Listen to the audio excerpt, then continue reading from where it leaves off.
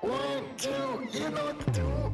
All right, everybody. Hey, guys, it's Callie Blunt. Welcome back to Style to Set. You guys, I am so overjoyed to have you today and to introduce you to one of my all-time favorite food styling humans, Nicola Davis. And I'm going to tell you before I let do the full intro, I'm going to tell you I was thinking about what I was going to say about Nicola. And I'm going to read you exactly what I wrote because it just, I feel like, is so. Nicola is effervescent. And I wrote, Nicola is like a bucket of stars. She's like the fizz in a soda that always refreshes and uplifts and just makes things better. She does. Anytime she's on set, she just makes things better.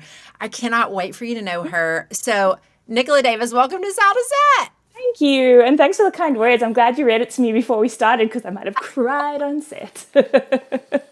Oh my word, it's true. Like, and I know you guys understand that are listening to the podcast. Like, do you ever meet those people and you're like, I just want them to be around because they just make it better. Like, if I'm having a hard day, their presence just makes it better. And that is just you, my friend. Well, thank you. I feel the same way about you. And I've been listening to all of your podcasts that you go and the things you've said that you like to bring to the set, about things that are not Yeah. necessarily performance based. I mean, you Yeah. definitely achieve that. And I'm luckily enough to have been able to work next to you, so I can right Oh, back at you. good. Oh, thank you. Well, and Nicola and I were talking about this a little bit before we started filming, but just like she and I both share this heart to just promote other women as well that are in our field and doing amazing creative things. And so we're just part like of a woman club. We're just all trying to promote each other too. And yeah, I mean, it doesn't have to. I mean, I haven't listened to the one yet, but I noticed you posted a guy I stylist, which is did. very exciting. So it doesn't have to be Yeah, just women. It just that's right. tends to be just women because the kind of Yes. levels of multitasking and emotional regulation and all of that we have to endure, for want of a better word, it tends Oh my to word. it tends to fit our skills more. But yeah, Yeah, yeah, totally. I And I think it's too like speaking to like that endurance, like Dimitrik, like he's I think the episode that Nicholas talking about and like he was equating it to he had to have knee surgery. And my comparison to knee surgery was like it's like when I had my children naturally, you know? I think we all have this level of endurance in hard things we've been through in our life, but I have found that in food styling, I particularly do encounter a lot of women, and I think it's because, like you said, they just all carry this level of endurance and chutzpah that's just wowzer. I must say, like, I think about this often. Nothing else in life seems that hard once you've Mhm. spent a few days on a set, Yes. making all of that happen, making Yes. everybody happy, and having a smile on your face, and having that emotional regulation while you're super stressed out. Like, Yes. nothing is hard. I'll do Thanksgiving dinner for 20 people by myself because it's 100%. one meal instead of 8 shots that you're cooking from scratch. Oh my word. And So, there's not a photographer in your turkey, like while you're painting it with vegetable oil and yeah. dishwashing liquid to make sure that it looks perfect. Well, but tell me about that for you, Nicola, because I have heard, and I really want to do an episode where I talk about all the lessons I've learned from everyone I've talked to. And one of the biggest ones is emotional regulation. So tell me about that for you. How are you practicing that when you're on set? Um, Well, you're under extreme stress. It's Yeah. by nature a stressful environment. It's a Mhm. lot of money, a lot of investment into a shoot, all the people that are on Yes. there. The Yes. stakes are high to make a success of what you're doing for Mhm. everybody. Yeah, And the pressure is on to get the maximum output from that day. Like the shot list for is sure. always ambitious. There's always Mhm. issues to overcome. There's always Yes. challenges. It's always like Mhm. it's something new you haven't done before. The Mhm. confidence in that you've spoken about on prior things. So you're Mhm. operating in a fight or flight state. Yes. And that's just the nature of it. So you Yes. have to learn very quickly Mhm. to regulate that Mhm. and work past that. So Mhm. it's great. It's great practice being a parent, like you've Yeah. mentioned. Great Mhm. practice being a spouse. Yeah. Yeah, you just need to take a deep breath, control what you can control, like you've said. Mhm. Mhm. Tap into what you believe in, what you want to get out of it. Mhm. Just remember that, like, not golden thread, that like north star that you want out of it, and keep on going. It's Well, not an easy job at all. no. Well, Lord, no. Um, what is your North Star? Like, what is the thing that you're thinking about when you're regulating yourself? That's a great question. And I said that, and I should have known you'd ask me what mine was. Well, I'm trying to like part of like learning to host a podcast is I've been listening to other people's podcasts and I've been trying to learn how they ask questions and like what are the things because like I have some podcasters I've listened to that I think are particularly good at interviewing people and I'm like, okay, trying to learn to ask better questions. So when you said that word North Star, I was like, oh my gosh, I want to know what that is for her because I Yeah. can learn from that. And I think everybody listening can learn from that. So I think like kindness, like that general mentality of kindness Mm, and wanting to have fun on my job. yes. So and it's again, I think we're going to go into it later, like the Mhm. competitive mindset and the kind of scarcity mindset. I don't like that. I Mm, want an abundance mindset. I want a kindness mindset. I want us all to be on the yes. same team. And I quit a day job at like, VP level food industry. Mhm. And I Mhm. did that so that I could have fun in my job. Yes. I don't want to not have fun. I don't want to work with grumpy people. So I go out of Yes. my way to make people feel comfortable. I want to make sure Yes. I'm having fun. I want to make sure Mhm. everybody else is comfortable and not stressed so that they can have fun, so that I can have fun. Yes. Yeah. Oh, totally. Okay. So speaking, and this is something I forgot to put in the intro. So speaking of your VP level experience, I'm going to read you guys a bit about Nicola's, who she is, what, kind of food style she is and her background. So Nicola is from Washington, D.C., which I love, and I want to come visit you very soon. Please do. She's a Washington, D.C. based food stylist. She's a recipe developer, and also she is, I'm going to read this, culinary operations consultant specializing in menu strategy and process design. So tell me about what that is, Nicola, and tell me about your journey to sort of coming into food styling because I feel like you have a really unique background. So just tell everybody a little bit about that. Yeah. So I'm from DC, and that's where I'm from in America. But Mhm. I'm sure everybody wants to know where the accent from. It's Yes. South African. So I'm originally from South Africa, and I studied food science. I've always loved food my whole life. My mom instilled that love for food. And when I was about 16, I did a job shadow in a fine dining restaurant and learned very, very quickly that I didn't enjoy the like late nights, Mhm. that kind of stress, and the Yeah. frankly sexual harassment that came with it. So I was like, maybe I Mm. don't want to work in a restaurant. Yeah. And somewhere along the line, I figured out when I went to university that you could do something called food science and hospitality from like that kind of corporate direction. I was like, cool, a Mhm. day job in food that's not like working nights and all of that. Yeah. So it sounded perfect. So I started my career working. I worked in restaurants. I still did, the dishwashing, the serving, all of that. I paid my dues there. But I started my kind of grown-up career working for a brand called Nando's. It's an international kind of flame grilled spicy chicken chain. It's small Mhm. in America, but it's big in South Africa. So I started as a food technologist, food safety, and kind of product development person there, and slowly worked my way up through that company. And then they opened in the States and they started building their corporate team. So I like weaseled my way in there. I said, Yeah. you're a young buck company starting in a Weaseled, new country. whatever. You're like standout, I'm sure, from the beginning. They're like, she's just making everything better. Our business is better I because mean, Nicola's here. How I can we was promote young. her? I wish. Wouldn't it be nice if life was like that? Oh, right, right. But tenacity will get you everywhere. That's a motto that I have. So I just Come kind of on. wouldn't let it go. I had done a gap year in Lake Tahoe, and I was like, all Americans must be like the people who work ski seasons in Lake Tahoe in California. Of course, Uh-huh. that's not true. But I Yeah. was determined to come. So they brought me over, and I kind of worked my way up to.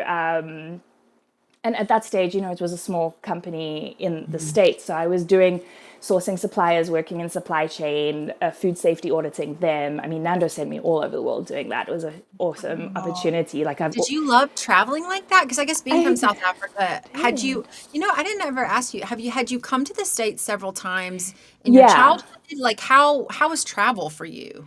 Yeah, I mean, like a lot of us, especially of our age group, the wanderlusty thing happened in Yeah, kind of after high school and university. So I came and sure. did a gap year on the ski resorts, like I Yes. mentioned. Spent some time in North Carolina with one of my dad's university friends' families, and then yeah, so that's how I knew I wanted to come here. But yeah, I've traveled a lot, saved up a lot, convinced my companies to let me have like unpaid leave so I could take 6 week long trips. So definitely part of that. But Nando's, for work, Yeah. amazing opportunities. I mean, we did a week as all the heads of food around the world, because there's thousands of restaurants all over the world. Yeah. We all met in Portugal the one year and just did a week-long food tour of Portugal, like Oh my going to see factories, going to drink wine, seeing it was so the things I got to do for that company were incredible. oh my gosh. But then on the other side of the coin, I would go and do Mhm. food safety audits for chicken slaughter plants in like Malaysia or, Yeah. or Zimbabwe. You're like pros and cons. But you know what Yeah. I will say about you, Nicola, is I was going to ask you this. One of my questions I have written down is like, okay, Nicola, tell me what you had for breakfast because Nicola is the coolest eater. She's like the funkiest eater I've ever met. And I love it because my American palate, particularly my Southern American palate, has been tuned to eat a certain way. And I feel like when I've been on set with Nicola, she has developed the coolest recipes, like such cool spices, such out of the box thinking when it comes to plating food, seasoning food. So I feel like, tell me about how do you feel like that travel season and then obviously where you're from really informs what you bring to set and how you develop recipes? Yeah, definitely. I Yeah. actually just wrote an article on LinkedIn a few weeks ago about this. I find it We'll so link to interesting. it. Yeah, I will. Yeah. I find it so interesting how innovation and food innovation and creativity Mhm. manifests differently in different places. Like, Yeah. yeah, I think innovation is very much like the pursuit of perfection. You Mm. know, you're not going to mess with an apple pie. An apple pie is a perfect thing. Like, if you give Mhm. Nicola an apple pie, I will add things to it. I will Spices to it. spices, weird fruit. I'll like mess with the Yes. pastry. Maybe it's like 3 tiers. Sure. Yeah. And in other countries, like specifically kind of South African innovation and Mhm. British innovation, which Mhm. which goes more like a twist on something, like adding a Okay. twist. Okay. So that's the innovation I got brought up in, and that's the kind of mentality I bring to my recipe development is like, what is the twist? Whereas here, it's the pursuit of perfection. So an innovation might be, how do Okay. I get that crispy like I've got my grandmother's magic recipe that makes the perfect apple Sure. pie, but my innovation is things like not the Food Network. What's that famous food? Oh, my mind's going blank. Oh, what is it? That famous food place that just like tells you the perfect way to make something. Oh, oh my gosh. Okay. Oh, is it America's Test Kitchen? That's the one. So Okay, they're a I love perfect example of it. They will find sure. the perfect way to make the perfect apple pie. And at the end of Mhm. the day, it's still an apple pie, but the crust is going to Sure. stay crispy, the apples will stay Yes. firm, all of that. So Yes. that's my experience. And Mhm. as adventurous as Americans are with food, you're not that adventurous. Yeah. You want things that you recognize. You're getting Mhm. these enormous plates of food. You're spending Mhm. $30 on a plate. You don't want to take a Mhm. gamble on what you're going to get. You want, and some people do. I think the kind of culinary Mhm. scene is changing, and there's Yes. obviously, this is a vast generalization. Not everybody's like this, but Sure. Yeah. but I get it. You want to know what your food's going to taste like. You don't want to waste Mhm. that money. You don't want to like take a risk that you're not going to like it. Sure. So I get it. Yeah. And when you do product development, and one of the real strategic things that menu developers do is you Mhm. provide something safe and you provide like one thing that is scary and worth trying. I So gotcha. so that's why you'll see things like that's why we're getting into things like, oh, Mhm. Korean corn Mhm. dogs are like blowing up because I know what a corn dog is, but here's some cool sauce on Sure. it. Okay, it's a safe thing. It's a thing I understand. Maybe some like nice barbecue sauce on it will taste great, Yes. for instance. Or like, pimento. Or oh, here's a good one: the ghost pepper burgers that people have. Yes. Like, oh, I know what a Right. chicken sandwich is supposed to taste like. I Mhm. know the ghost pepper is cool. If I can take spicy food, like this is not too scary. Like I'll give it a try. So Yes. that's how it tends to work here, and I find that very fascinating. Like the psyche of people and how they try things. So, okay. So when you have clients, because I know you've done recipe development for a lot of people, and recipe development is a really unique part of food styling because sometimes as stylists, we will also be asked to develop recipes for a shoot. So for example, I did a shoot recently with Amazon and it was for a show, but it was for a particular like brand that was wanting to partner with the show, and they had like a QR code that would come up on the show. And so when you're watching the show, you click the QR code and it shows you what to do with the leftovers. So they That were sounds so like, fun. I'd love to do it was, that. girl, it was so fun. We'll talk. It was so fun. We want you to develop. We don't have the recipes actually. So if you can develop what to do with the leftovers from, the whatever we're making, and then, we'll take photos of it with you and you'll be part of it or whatever. Do you find that when you're developing recipes, are you sort of always thinking, like you said, what's the twist I can do on this to make it fantastic? And also, do you find with maybe American companies that you have to sell that a little bit, or do you feel like they're open-minded about it?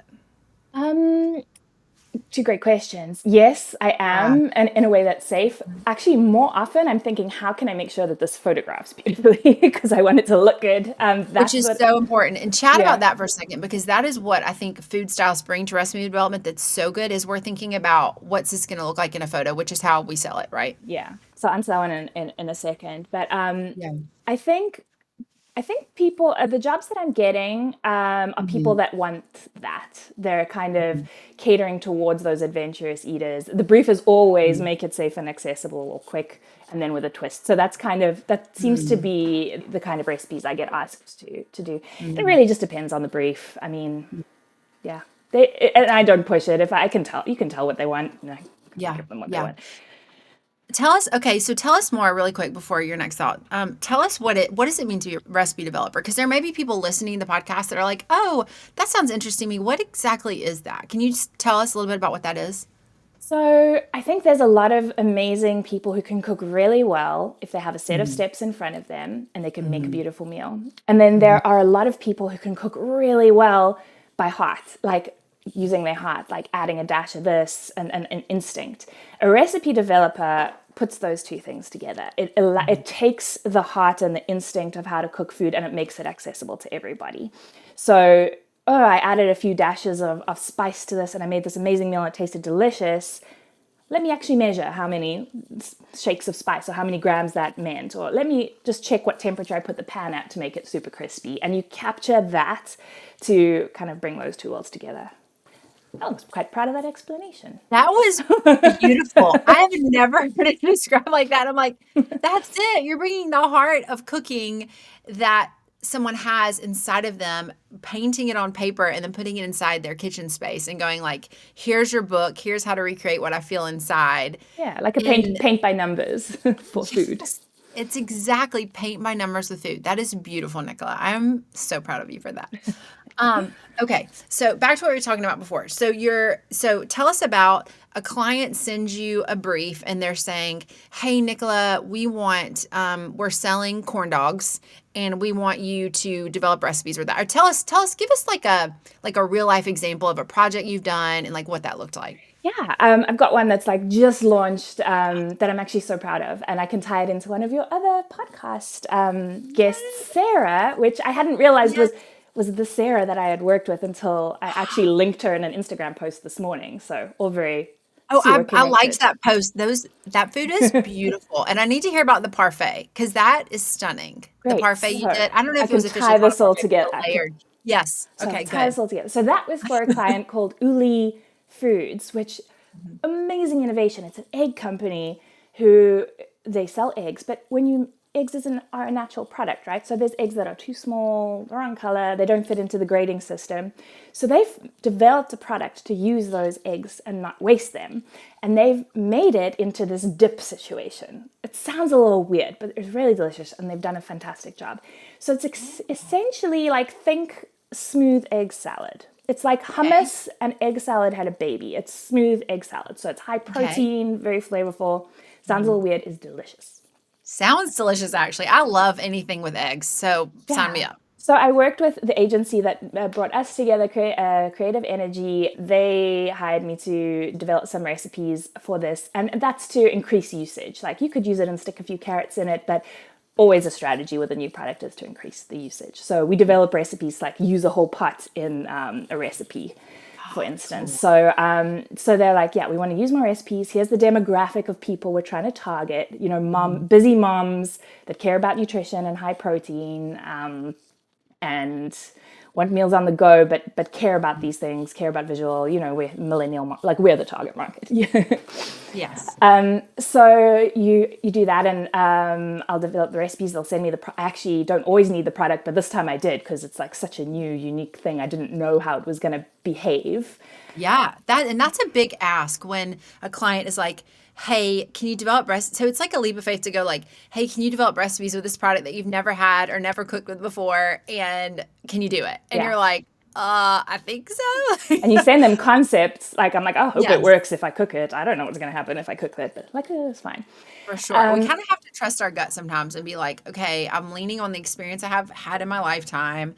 I know I'm a Exactly. smart lady. Like, okay, I'm We're gonna going to agree to get this." through this. Just kind of put our feet out over the ledge and go like jump. You know what I mean? Exactly. Yeah. So I put I do like a concept board, and I send them like Pinterest pictures of ideas that I have, and then they'll pick the ones they like, and I develop them, and then we'll do a shoot.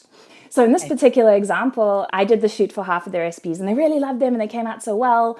And then while I had been on maternity leave, I've just got a Yeah. 1-year-old, Sarah Rondeval, did I say it? Rounds of all. Yes. Roundaval. Yes. She came in and did some shoots with Creative Energy as well. And she was already signed on to do this other big project with them. So she ended up shooting the other half of those recipes. Love it. And bless her, now that I've watched and listened to the podcast, I understand what a challenge that must have been for her, because she was is the lady who came from a photography background, not necessarily a Yes. cooking background. So she would have, Yes. I assume, and she can comment on this if she disagrees, but Oh, yeah, yeah. I assume it might be quite difficult if her expertise comes more from the photography side than the cooking side. I only had concepts at this stage. It was like a rush job. I hadn't written the recipes. She's coming in, she's got to do 8 recipes from scratch. She's got to make and shoot those recipes in the kitchen. I don't know if you've been to that studio. It doesn't have running water, challenge. And she's like, they're telling her, can you do this? What do you need? Is the shot list reasonable? And she just doesn't know. I'm developing the recipes. I've been the prize stylist, was the whole other, thing to deal with. So I can understand why that must have been kind of stressful. Oh, yeah. So anyway, we finished, and the final test of the recipes, because it was such a rush job, was her cooking them on the set. Yeah. So I literally was getting Wow. feedback on the recipes as the very last test, which is always a very good practice when you're developing a recipe, is have someone else read your instructions, which sounds obvious, but isn't always. So that was interesting. And then I was listening to the podcasts in preparation for this, and obviously to support you. And I listened to it, and I thought she was so like put together and graceful. And I'd heard from this client like what a joy she is to work with as well. And then tried to link her in that post. I'm like, oh, Sarah Randall. I love it. So it There all couldn't comes have been a around. better, yes, there couldn't have been a better human to take on that project, because she is like, Sarah is Apparently she's embodies lovely. peace. Oh yeah. She is lovely, and she embodies this like, I think she mentioned on the podcast, she said like, I take my jobs very seriously, and the way that I am at my utmost readiness is when I'm most prepared. And so she really deep dives, she really studies, she really gets Oh, everything like spot we on must and have ready. thrown her in the deep end with that one. Oh, But she she's did a fantastic job. The photos turned of, out beautiful. but that's what I was going to say. Like, she is that thinking brain, that scientist brain, because, she talks about she loved science. She wanted to be a veterinarian. So to have her on that project was actually splendid. I think that there couldn't have been a better stylist for that one. And Okay, but when tell you me, see the shots and you're like, damn, those look so good. yeah. Ah, They like, look good. man, They have looked made us. really good. I remember there's a country artist that I'd grown up loving, country music artist loving, and I had signed on to style her cookbook, and then I went on maternity leave, and the company told me we're gonna wait until you get done to go on maternity Oh, leave, and then I found out they didn't. They actually oh, shot the cookbook while I was on maternity leave. And I was so broken up about that. Like, I it was really hurts. sad. And I was like, this hurts. It brings up all those insecurities of like, did they not think I was good enough? Like, what was going on there? But you know what? I kind of processed it out, and I was like, you know what? If it didn't, and you tell me what you think about this. If the job didn't land that I was the one doing it, obviously there is, for me, I believe in God. God had a bigger plan for me, and that it wasn't the right job. Like, Yeah. I just have become convinced in my career that like how generous you are with sharing that project with Sarah. Like, there's more than enough projects for everybody, and we don't have to be. Yeah, let's talk about that for a second. Like that idea of being competitive and looking at what other people are doing. Like, how do you process through? And do you think that competitiveness is a good thing in our field? And like, what do you think about all that? Yeah, this is something that's very close to my heart. And I've kind of started taking footsteps into, like, I want to create a stylist union. I think we all should unionize. I do too. Friend, we need to talk about this. I do too. I Yes. think we should. But anyway, competition is obviously good. It makes us all better. It's inherently competitive. It's easy to Mhm. lose clients. Someone else is going to take the work. It's competitive. Yeah, sure. But you can still be a good person and put your head on your pillow at the end of the night and be like, Mhm. cool, I didn't like undercut this person. I didn't mess with pricing to get the job. I didn't undercut our Yes. whole industry. I didn't like down talk the person. Like, you can handle it well. Mhm. I truly believe there's enough pie for Mhm. everybody. It doesn't feel like it sometimes, but the Mhm. reality is, if the type of pie that you're getting has too many people trying to take a slice, you've got to get a new pie. You got to make a new pie. So, Mhm. if the commercial work is light in your area, which it very much is in DC, you've got to move to editorial work, or you've got Mhm. to travel more to get work. It's just, Mhm. there's Mhm. enough pie. It's fine. And to have somebody that you can call on as a back, like to ask questions, as a backup if you're like sick and can't make it, or you need an assistant last minute, it's invaluable. And we're developing these business, we're running a business on our own, and everybody has to learn things from scratch about like how to do an invoice, what we should be charging people, what can we ask for, and push for, what is reasonable. What should you swallow and just do because it's an industry standard? What should we be pushing back on as a group? Because I think that's all extremely important, so that Mhm. we don't get ripped off. Like you've said in a million, and like you've said in all of the podcasts that came up, like, we're not just stylists. We're not like, this is not a foo-foo job. Like, we are scientists, Yes. creatives. We are creating art, and I believe that the status of this job needs to be elevated to that point. Like, it used to be that like the photographer was the boss of the game, and we like would come under the photographer. No, this is a collaboration of artists creating something together. They still get paid more than us, because they do kind of more hourly work, I guess. But it's not right yet. Maybe it's like here and it should be like there. I don't, well, whatever. They can stay up there. Right. And that's part of the premise for this is like, I want to show people, I want to share how deep a well stylists are and all that they do to create an image. I've always struggled with seeing an image and just seeing the photographer's name on it and being like, I understand that they did the lighting, I understand that they did this, but there was a prop stylist that created that environment. There was a food stylist that made that beautiful layered parfait. There are other creative powerhouses that went into building that. And I believe that they should get credit where credit is due, and they should be Absolutely. highlighted and they should be celebrated. And I want to go back to something you said, which is I'm not just like, a stylist, I'm also running a business. So I think that sometimes when people see stylists, I know I did in the beginning, I was like, oh, this is so glamorous. Like, look at them. They're on set. They're working with celebrities. This is so cool. Not realizing, holy cow, there's a business aspect to what we're doing. And so if there's somebody, Nicola, that's getting into this world and they're stepping in and they're sort of maybe just considering it from, because part of, I want students to get this podcast as well, people that are interested in our world and they're like, what is the reality of this actually like? What would you say about the running a business side to what we're doing as stylists? And do you have any advice on how somebody could maybe prepare for that, or like your kind of best practices on running the business side of styling? Like, what would you say about that? That's a great question, and I would also love to share that for like kind of the next generation, so not everybody has to learn it from scratch. I think assisting with people is great. I didn't do that, but I'm lucky I came from the client side, so I knew Mhm. I'd worked with I'd hired stylists, book stylists. I knew what stylists cost. I knew what we were willing to compromise on. I knew what to push back on. Yes. I would say assist. Don't jump Mhm. straight in. Even if you have like 10,000 followers and you're doing a great job, like assist. You may be making a beautiful product, but there's things you can learn. Not only that, it makes connections, and it gives you leads to new clients, and makes these kind of invaluable connections. We're in a world where we're encouraged to do everything on our own, and I think we're all realizing that community is actually the way to go. So don't feel like that's a step back, or if you're not getting paid, you're losing something. You are gaining more than you will even be able to realize at that given time.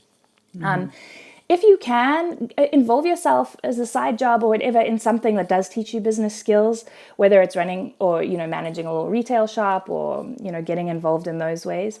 Try and involve yourself in business and take some little courses. Learn about invoicing, learn about QuickBooks. I've got to approve all my flipping mileages and so, like all of that's sitting for you. You have to learn accounting, you have to learn taxes, and nobody does that for you. They don't make it easy. You've just got to figure it out. Yes. So yeah, a lot of it is just figure it out as you go. And then the other thing is speak to everybody who will talk to you. Like have coffee dates, speak to people. You don't have to have an output. Like they don't need to be getting something. You don't need to be getting work from it, but speak to people and say, look, I really don't have an agenda other than to just talk to you and thank you for your time. Like, how do you run your, I don't know, Etsy earrings business?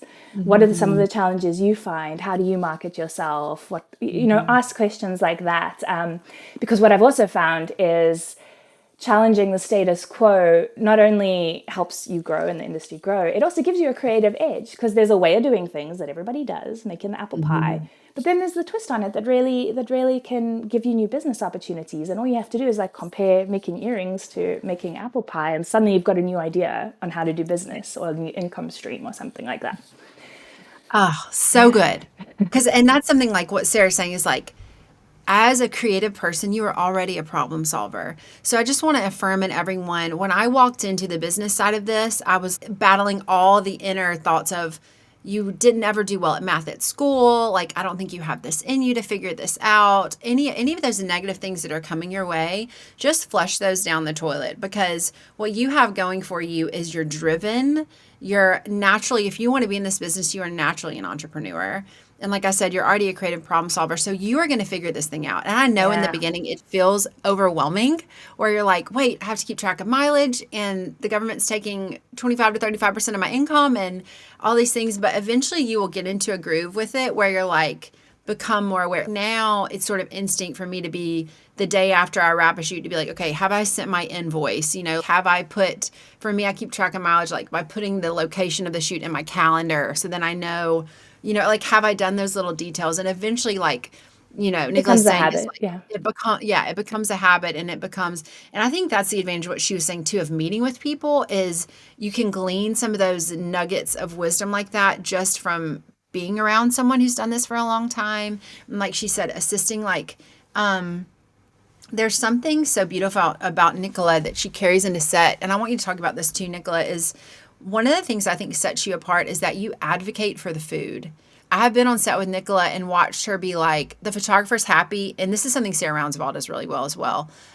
She'll say, I don't know. I don't love this. I think we could do this. Or I think the food would look better. And I even remember I was on set with you with La Brea and you said something to the extent of, if I don't advocate for the food, who's going to, So tell me about that. How do you know when to stand up and say, I want to shoot the skin, or I don't like the way this looks? Like, do you think that's something you developed over time? And also, is it in your personality to be like I say confrontational, not in a bad way, but like to confront that? I love this question. Or is that something you've developed? So it's a combination of culture. South Africans are very direct. We're by nature very direct. I don't think we feel that reticence that Americans feel about how your opinion will be received. Okay, fair. It's my opinion. If you don't like it, that's cool. Like, that's cool. Don't take it. But this is my opinion. I have a right to it, and I have a right to express it. So that's a bit of a cultural thing. But I do believe you can always do that kindly. And you don't have to be offensive or like say something bad about somebody else's opinion. It's just your opinion. So you can do it kindly. Do it with the assumption, and you might need to communicate that if people are not familiar with this way of being, that it is a take it or leave it situation. And then lastly, just be aware of the context. If you have the time, or that this is the actual product that we're selling, and you know what it's supposed to look like, and it's not there, and you have the time, like then it's worth advocating for. If it's just about like your pride and everybody else is happy, and it's time to move on because we've got a million shots to do, then that's not the right context to do that. So yeah, advocate for yourself. You're there to do a job. Do it kindly. Don't be upset if somebody doesn't take it. And then have context. Be aware and emotionally aware of the context that you're in. That's so good. And I think that freedom to be aware of the context and of our pride is also good, because I think when I first started out in food styling, I was like, felt this pressure, like, I've got to have it all together. I've got to know I what I'm didn't answer that doing. part. And I was so self-concerned that I I think didn't have it in the beginning. I didn't have it. yeah. I've definitely learned it over time. And that's what I was going to say is like, I think in the beginning, like I was so self-concerned that it made me unable to kind of see what other people, even what other people were saying, because I was so concerned about my performance. But I think if that's something that we can glean from Nicola, it's like, let go of that when we're on set. Like if someone's called you, it's because they believe you can do the work. They can believe you can do the job. So just show up and kind of put your ego at the door and go like, here we are to serve what the client wants, but also to serve the food and like what we think looks best, because there's a reason why you're there. And I know sometimes it can be intimidating when you're first starting out, like, oh, like you said, this is there's a lot of money spent on this. These marketing agency people seem kind of intimidating and, but don't doubt like Nicola's saying, what you carry inside of you, the gift that you have and like the knowledge that you have. And I think it's easier said than done. Oh, absolutely. It's It scary really at is. first, for Because you don't sure. know what is in your frame of control. You've got to kind of learn Yes. that. Like someone Yeah. else mentioned on one of the podcasts, like sometimes the lighting is just not working. And often these photographers, they'll be sneaky. They'll critique your work and tell you to change things because they can't figure out the lighting. Yes. They're very sneaky. They do this all the time. And sometimes you have to say, and you don't have to, like, you can do it kindly. Like, I With really kindness, like believe you this said. is the Yeah. food is really showing well. Like I say this all the time. If they just tell me to change something, I'm like, what problem are we solving for? Can we solve this problem together? Good. I do that all the time because I hate it. I hate it when people tell me to change things and I don't understand the reason why. I'm like, why are you telling me to do my job? Is there a problem you're trying to solve for? And often I'll be like, oh yeah, cool. If that's the easy, yeah, cool, I'll do it. Or I can be like, oh, cool, I don't have to change it by replating the whole thing. I can just like, right, the plate, there, problem solved. So, yes. And I've found, and that's really good. Something that I'm learning to do better in my career now is to trust my intuition, trust my heart. And I think what you're saying, your question, what are we solving for? I found if I feel overwhelmed at an ask, like we're looking at the sandwich and they're like, it looks dark in there. Well, I know that's a lighting issue, right? So if I'm feeling overwhelmed and they're like, I think if you just pulled everything forward, we would see it better. And that feels overwhelming to me because I know the amount of work it's going to take for me to pull everything forward with a pair of tweezers that I've already stacked up in a sandwich. It's going to kind of Picks be a in it. nightmare. You can't pull things forward on a sandwich. Right. It's not a thing. Exactly. It's already for it. So like if I'm hearing words like that in my gut, I'm going like, oh gosh, I do not want to do this. That's normally a sign to me that it's actually not the food. There's something else happening with lighting, with props that I need to, like you said, give pushback and ask, that's great verbiage to say, like, what problem are we solving here? I think that's so smart. I love that, Nicola. That's perfect. Okay, this is a total aside. We need to talk about your bangs because I can barely I see through them right now. really want to get bangs. And I know this has nothing to do with food styling, but we're all friends here. And I hope to get them soon. Tell me about your bangs. Tell me about like how often do you get them cut? Have you always had bangs? I just want to know. Because I they're think so every time I see them, they're fabulous. On set, they're fabulous. doesn't feel that way by the end, but thank you. I've had them for most of my adult life. I actually did like a random hair show back in South Africa when I was about 20. I had the long hair and they wanted to like dye it and cut it off for like on screen at like a red can. Did you do it? I did. So How short was they it? cut a Chinese angled bob, like with a short What? yeah, and I had hair like this. That is bold. I Whatevs. love that you did that. Were you scared or were you like, no big deal? I've always, I don't know. No, I wasn't scared. I was like, cool. Yeah. I didn't know that I wasn't going to get paid. I got paid in product, in like this much come on. money's worth of product. Anyway, that's the product. When we're young, we do stuff like that. I've done stuff like that too. Yeah. So anyway, they cut it. And over the years, I've always come back to it because I've got a rather large forehead. So Yeah, and I do too. five head. and I A like- five head, I like to call it. It's not a forehead. I love it. So yeah, I've got a big old calf lick. I have to train down. It's on this side. Yes, and how? Because I have one right here. There How it do you is. train it? Do you blow You dry just them a yeah, certain you way? got to beat it into submission. Okay, that looks like mine too. Okay, Yeah, this is just so beat it into encouraging. submission. And like I said before we started, I will cut it up here like rocker style, and Yes. let it grow into my eyes basically, so that I can Yeah. get 4 weeks of not going, because Yes. it is a lot of maintenance. That needs cutting fairly often. I just bought Well, myself a little hair cutting set, and I do it. I get okay. the texture scissors and the straight scissors, and I just do it. Where did you buy that on Amazon? Where did you get the scissors? I put some Just tape, and then I cut it, and then I texture it.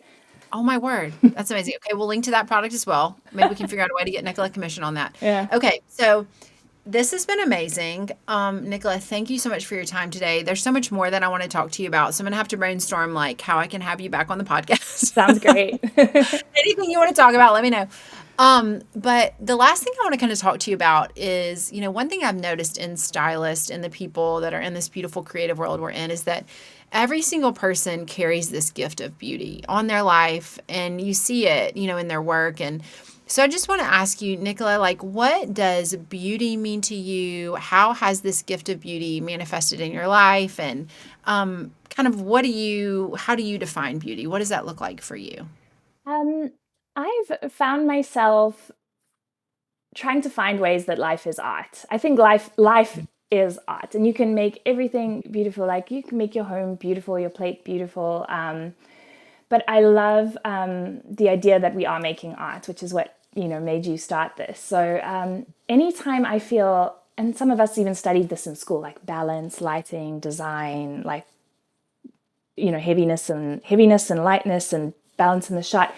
I think anytime I can feel like I've made art, I'll feel happy. And it feels beautiful to me. And it's a bit of an instinct as well. Like you don't have to be weird about it. I'm not answering this question. It's just such a feeling. It's just Yeah. it's such a visceral thing. Like I love making art. I do a lot of promo shoots, just doing things just for fun. I'm like, okay, cool. I'm not getting paid for this, but I want to make beautiful things that I don't have to answer to anybody for. My friend Peggy and I, we shot a still life that's actually it won second place in the APA photography, one of the APA photography awards. I'll No repost it when it way. goes. Yeah, and That's that's just us. amazing. Send me that image. I I want to show that on will. the podcast. And Thanks. yeah. And it's like coffee and like a little croissant with some butter on it. But we've got the balance, we've got the dark back. It looks like a still life painting. So keep doing creative things that make it feels beautiful. So it doesn't just become work or answering to somebody else and doing what somebody else wants. Like I like doing it for myself too. I think that I've heard that from a lot of stylists and creative people is that you just know there's something deep inside of you. It's like a soul knowing, Yeah. like when something's finished or when something is right or when beauty is there. You just kind of know it. And I feel Yeah. like that's something you've said. But I also think what you're saying as well is that beauty has to be stoked like a fire. Like we have to keep fueling our love of beauty, our love of creation in whatever way that looks like. Like, do you do other creative platforms outside of food styling? Like, Too do you like to many. or like I've that? got Do you have anything else that keeps you aflame, like for what we're doing? And Yeah, I mean, kind of decorating my house and growing that's plants it. is one Yeah. of them. Sarah Roundsville has a ton of plants too. So there you go. Yeah, Y'all really are like, we need yeah, to meet in person. I haven't actually physically met on a Zoom call, but we need to hang out. um, y'all do. I just started pinning on Pinterest like air dry clay stuff, and then before I knew Mhm. it, I was making earrings that I'm going to try sell on Etsy now. So I do a lot of like playing with earrings. Yeah. Yeah, I've just not, I like doing things with my hands, or I'll just make a nice cake, or I don't know. Mhm. Yeah. Yeah. Yeah, that's beautiful. It extends past just food styling. It's just that creative old soul that we all have. And I think that's Or I'll start a beautiful. new business. That's another thing that I have, a very bad habit. Okay. My toxic trait is starting new businesses. Hey, I don't know if I would say that's toxic. I think that's brilliant because you are such an intelligent human. That's actually one of the things I wrote down is just your intellect. And that word I keep thinking of for you, Nicola, is flavor. Like just when you're on set, you bring this intelligence. You bring this world perspective. You bring these colors in and textures in that I maybe wouldn't have looked at that and thought, oh, it needs this, but you bring that. You are flavor, you are zest. You know what I mean? And Thank I you. think that's what makes you so unique. And I think it makes you obviously an amazing recipe developer, but it makes you an incredible stylist and an incredible creative person. And yeah, I want to support you in whatever business you're doing because it's going to be amazing. And I'm going to want to wear those earrings. So we'll need to link to your Etsy shop in the show notes. Yeah. Oh, friend, you're a joy. You. And I'm so grateful that you've been with us. I'm so grateful for your time. I know that, Nicola's a mom of two as well. So I know this does not come easy. So Thank you. I had such a great time talking to you. We definitely need I think everybody needs a round two. yes, I think so too. I think we should do that. And yeah, before I wrap, is there anything else you want to say, Nicola? Is there anything else you want to share about creativity or our world or just anything else you want to share? I just want to encourage stylists to push for your role in the art that we're creating. Like if I think about this APA thing, this photographer Peggy that I'm working with, she's really pushing hard for me to be part of it. We really collaborated on it. Frankly, I made the whole setup, and she took a photo of it. Like we are artists, we are creative, making beautiful things and doing real work. We deserve to be credited. We deserve a place at the table. Kind of concepting things. We deserve to be paid more. Do not undercut yourself or us by charging too little to get work because we are valuable and the work we provide is valuable. So if you want any advice on how to get paid for what you do, I'm happy to help. Yes and amen. Okay, and we will put a link to your Instagram, a link to the best ways to get in touch with Thank Nicola. We'll you. put that, in the show notes. And again, it's been such an honor, such a privilege. Bless you for blessing us. Sorry it's so And long. This is a long one. no, are you kidding? It blew by. I'm like, this has been the most fun episode to record. I'm like, what are we doing next? Let's go get a coffee. I wish you were here. So anyway, love you so much, friend. And I'm Thank sure we'll you. have you on again soon. Sounds great. Well done, and go you. Oh, thanks, friend. Okay, talk to you later. Bye. Bye.